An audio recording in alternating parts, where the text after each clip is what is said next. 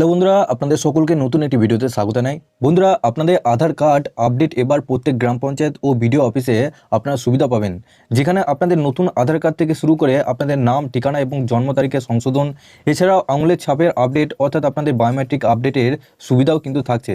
তো বন্ধুরা, আপনাদের এই সুবিধা আপনারা কবে থেকে আপনারা পেতে চলেছেন, এর সাথে আপনাদের গ্রাম পঞ্চায়েত ও বিডিও অফিসে কবে থেকে আপনাদের এই আপডেট শুরু হবে, তো চলুন এই ভিডিওটির মাধ্যমে আপনারা সমস্ত ডিটেলস জানতে পারবেন। তার আগে বন্ধুরা, আপনাদের কাছে একটা রিকোয়েস্ট করবো, চ্যানেলে নতুন হলে চ্যানেলটিকে অবশ্যই সাবস্ক্রাইব করে বেল নোটিফিকেশনটি অল করে রাখবেন এই ধরনের নতুন কিছু আপডেট সবার আগে পাওয়ার জন্য। আর যারা আগে সাবস্ক্রাইব করে গেছেন তাদেরকে অসংখ্য ধন্যবাদ। এছাড়া বন্ধুরা, আমি হোয়াটসঅ্যাপ গ্রুপের লিঙ্ক এবং টেলিগ্রামের লিঙ্ক আমি ডেসক্রিপশনে দিয়ে রাখবো, আপনার গ্রুপে অবশ্যই জয়েন হয়ে যাবে, কারণ নতুন আপডেট এলে আপনারা সবার আগে পেয়ে যাবেন।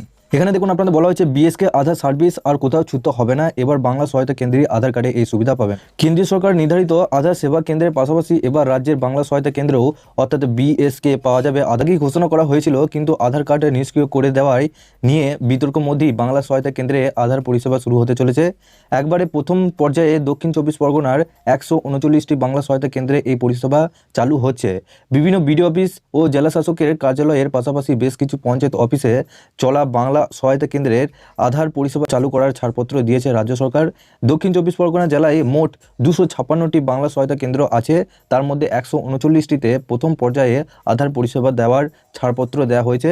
এই বাংলা সহায়তা কেন্দ্রগুলিতে এসে আধার কার্ড তৈরি এবং আপনারা আপডেট, এছাড়াও আপনাদের আঙুলের ছাপ, সেটা আপনাদের ফটো কিন্তু আপনারা পরিবর্তন করতে পারবেন।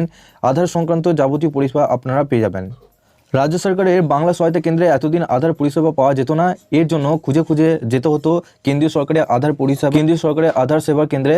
আধার কার্ড অপারেটর করার নিয়ম কিছুটা এখনকার ডিটিপি অপারেটরদের আলাদা করে প্রশিক্ষণ দেয় রাজ্য সরকার। সেই প্রশিক্ষণের পর এটি মূল্যায়ন করা হয়, সেখানে যারা উত্তীর্ণ হয় তাদেরকে রাজ্য দেওয়া হয়েছে। এদিকে আধার পরিষেবা দেওয়ার জন্য বেশ কিছু বিশেষ ধরনের মেশিন সহ আলাদা পরিকাঠামো গড়ে তুলতে হয়। তাই জেলা প্রশাসন সূত্রে বলা হয়েছে যে জেলায় থাকা সবকটি বাংলা সহায়তা কেন্দ্রে একসঙ্গে আধার পরিকাঠামো গড়ে তোলাটা সমস্যা হতে পারে। তাই প্রথম ধাপে 139টি বাংলা সহায়তা কেন্দ্রে এই পরিকাঠামো গড়ে তোলা হচ্ছে।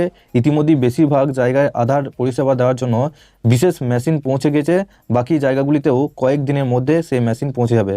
তো বন্ধুরা, আশা করছি আপনারা বুঝতে পারলেন যে আপনাদের গ্রাম পঞ্চায়েত এবং বিডিও অফিসে আপনাদের এই আধার পরিষেবা কিন্তু শুরু হতে চলেছে, যেটা আপনাদের কিছু মাসের মধ্যে আপনাদের শুরু হয়ে যাবে। এবং ওখানে আপনাদের আধার সংশোধন থেকে শুরু করে নতুন আধার কার্ড থেকে শুরু করে আপনাদের বায়োমেট্রিক এবং ফটো চেঞ্জ করা থেকে শুরু করে সমস্ত রকম কাজ হবে। তো কিছু মাসের মধ্যে আপনাদের চালু হতে শুরু করছে, এবং আপনারা যখনই চালু হবে তখনই আপনারা এই চ্যানেলের মাধ্যমে আপডেট পেয়ে যাবেন কবে থেকে আপনাদের শুরু হচ্ছে।